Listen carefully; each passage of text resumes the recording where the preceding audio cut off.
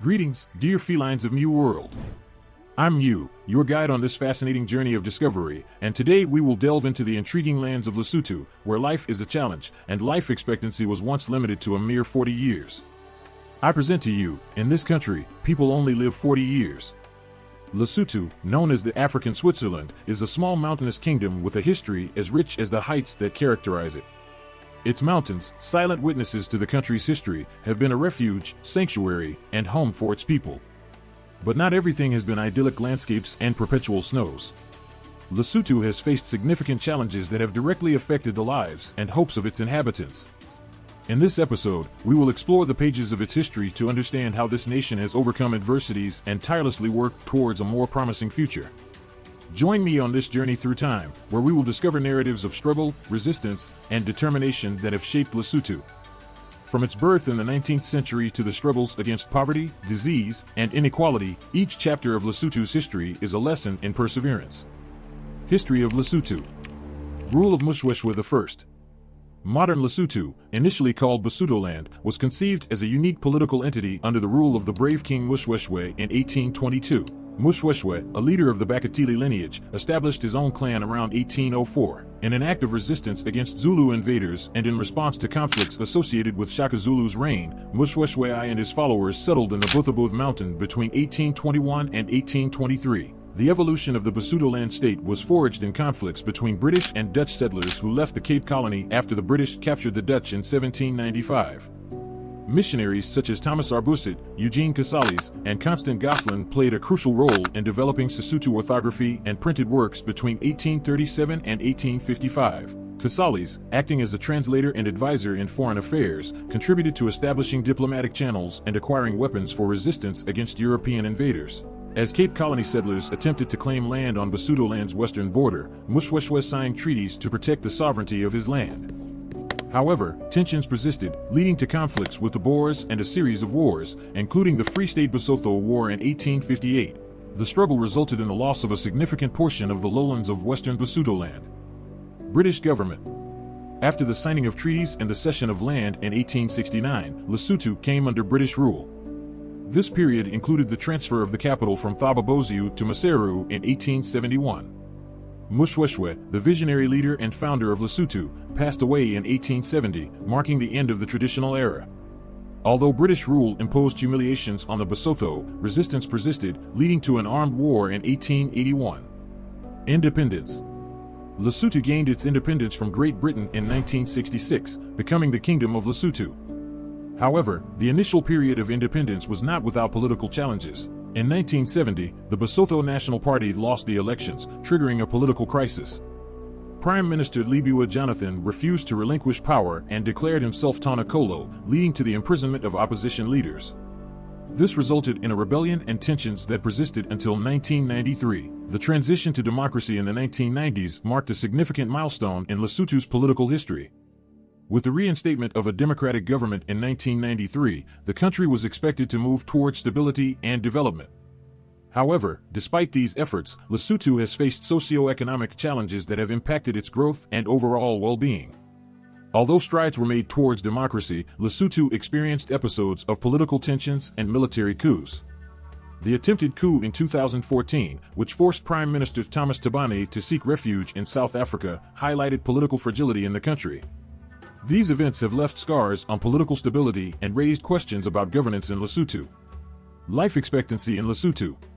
At one point, Lesotho faced socio-economic and health challenges that left a profound mark on the lives of its inhabitants. In 2004, life expectancy in Lesotho reached its lowest point, registering only 43 years. This data reveals a shocking reality and reflects the population's struggle over time. During this critical time, Lesotho experienced one of the most severe HIV/AIDS pandemics globally, with a prevalence rate of 20.9% among adults aged 15 to 49 in 2021, according to UNAIDS data. This disease, along with other socioeconomic and health challenges, significantly contributed to the decline in life expectancy. The spread of HIV/AIDS deeply affected communities, leaving not only sorrow for lost lives, but also the disorganization of family structures and an increase in economic vulnerability. Lack of access to adequate healthcare services, stigma related to HIV, and limited preventive measures have contributed to the spread of this disease. Furthermore, violence, especially directed towards women and children, has also left a significant mark on society, negatively impacting life expectancy. Additionally, the murder rate in Lesotho is one of the highest globally, with 41.25 per 100,000 inhabitants, representing the highest murder rate in Africa.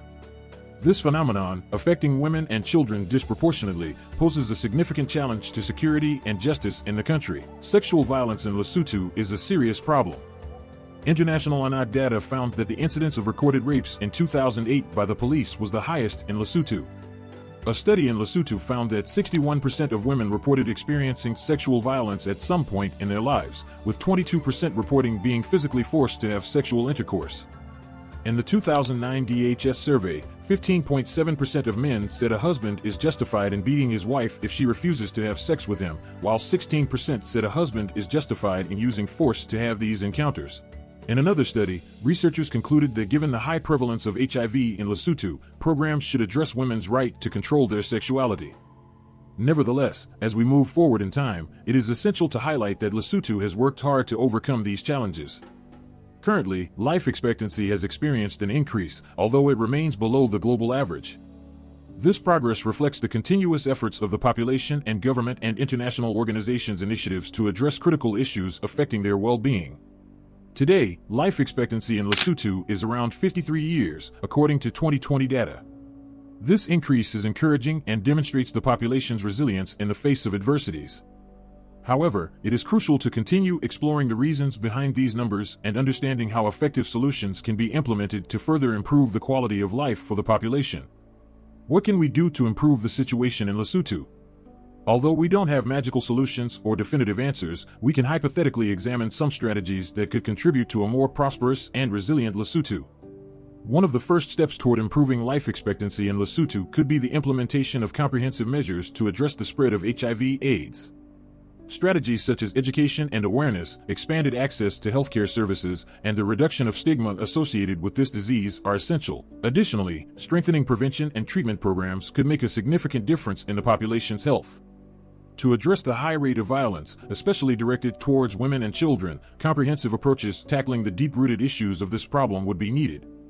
Educational campaigns, changes in laws and policies, and support programs for victims could contribute to creating a safer and more just society. Economically, Lesotho could benefit from strategies that boost growth and reduce poverty.